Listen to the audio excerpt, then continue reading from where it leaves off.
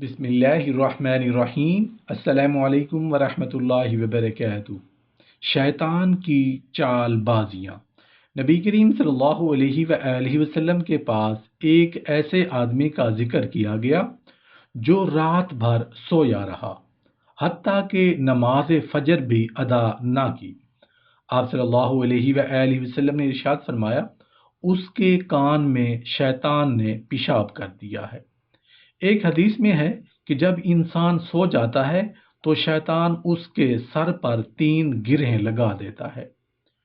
جب وہ بیٹھ کر اللہ کا ذکر کرتا ہے تو ایک گرہ کھل جاتی ہے، جب وہ وضو کرتا ہے تو دوسری گرہ بھی کھل جاتی ہے، اور اگر وہ 2 رکعت نفل پڑھ لے تو تیسری گرہ بھی کھل جاتی ہے، اور وہ صبح کے وقت چست رہتا ہے ورنہ سست رہتا ہے۔ رسول اللہ صلی اللہ علیہ وآلہ وسلم نے فرمایا کہ شیطان کے پاس کچھ چیزیں ناک میں ڈالنے کے لیے، کچھ چاٹنے اور کچھ چھڑکنے کے لیے ہیں۔ جب شیطان کسی انسان کی ناک میں دوا ڈال دیتا ہے تو وہ بد خلق ہو جاتا ہے، یعنی بد اخلاق ہو جاتا ہے۔ جب وہ اسے دوا چٹا دیتا ہے تو وہ چرب زبان ہو جاتا ہے، اور جب وہ اس پر دوا چھڑک دیتا ہے تو یہ رات بھر سویا رہتا ہے۔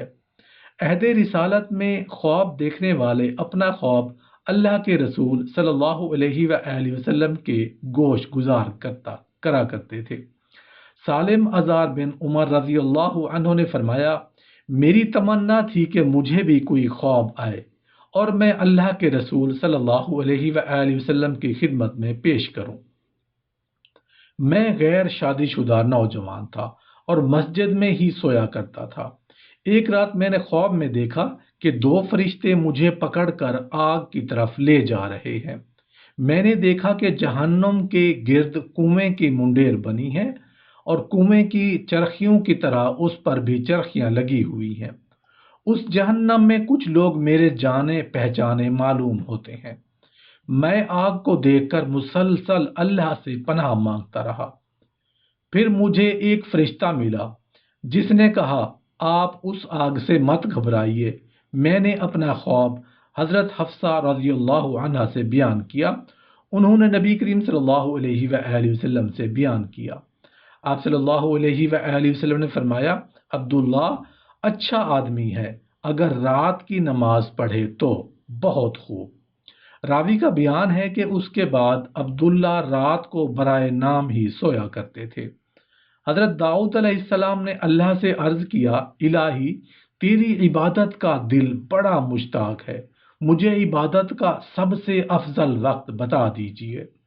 اللہ نے وحی فرمائی، اے داؤد شروع اور آخر رات میں مت اٹھ، کیونکہ اول رات کو اٹھنے والا پچھلی یعنی آخری رات محروم رہتا ہے، اور آخری رات میں اٹھنے والا پہلے حصے میں سویا رہتا ہے۔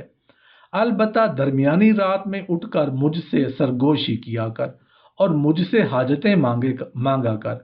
یحییٰ بن مختار حضرت حسن رضی اللہ عنہ سے روایت فرماتے ہیں کہ بوقت نصف رات ہمیشہ قیام کرنا اور اللہ کی راہ میں خیرات کرنا انسان کے لیے ایسا عمل ہے جو اس کی آنکھیں ٹھنڈی کر دیتا ہے، بوجھ ہلکا کر دیتا ہے اور اس کا دل خوش ہو جاتا ہے۔ لوگو، میں تمہارا خیر خواہ اور مشفق ہوں۔ قبر کی وحشت سے بچنے کے لیے رات کے اندھیرے میں نماز پڑھو، محشر کی گرمی سے بچنے کے لیے دن کا روزہ رکھو، اور اس دن کی گھبراہٹ سے بچنے کے لیے صدقہ اور خیرات کرو۔ میں تمہیں نصیحانہ مشورہ دیتا ہوں۔ ابو جعفر حضرت ابو ہریرہ رضی اللہ عنہ سے روایت کرتے ہیں کہ نبی کریم صلی اللہ علیہ وآلہ وسلم کا فرمان مبارک ہے کہ جب رات کا ثلث باقی رہ جاتا ہے تو اللہ تعالیٰ ان آسمان دنیا پر نازل ہو کر اعلان کرتے ہیں، کوئی ہے جو مجھ سے دعا مانگے اور میں اس کی دعا سنوں، کوئی جو مجھ سے رزق مانگے میں اسے عطا کروں، مجھ سے تکلیف دور کرنے کی درخواست کرے میں اس کی تکلیف دور کروں۔ اللہ تعالیٰ صبح صادق تک اسی طرح اعلان کرتے رہتے ہیں۔ رب ذوالجلال ہر رات کے آخری تہائی حصے میں آسمان دنیا پر نزول فرماتے ہیں اور یہ اعلان کرتے ہیں کہ کوئی مجھ سے دعا مانگنے والا ہے کہ میں اس کی دعا قبول کروں، کوئی مجھ سے معافی مانگنے والا ہے کہ میں اسے بخش دوں، کوئی مطالبہ کرنے والا ہے کہ میں اس کا مطالبہ پورا کروں۔ اسی لیے اولیاء اللہ رات کے آخری حصے میں نماز پڑھنا پسند فرماتے تھے۔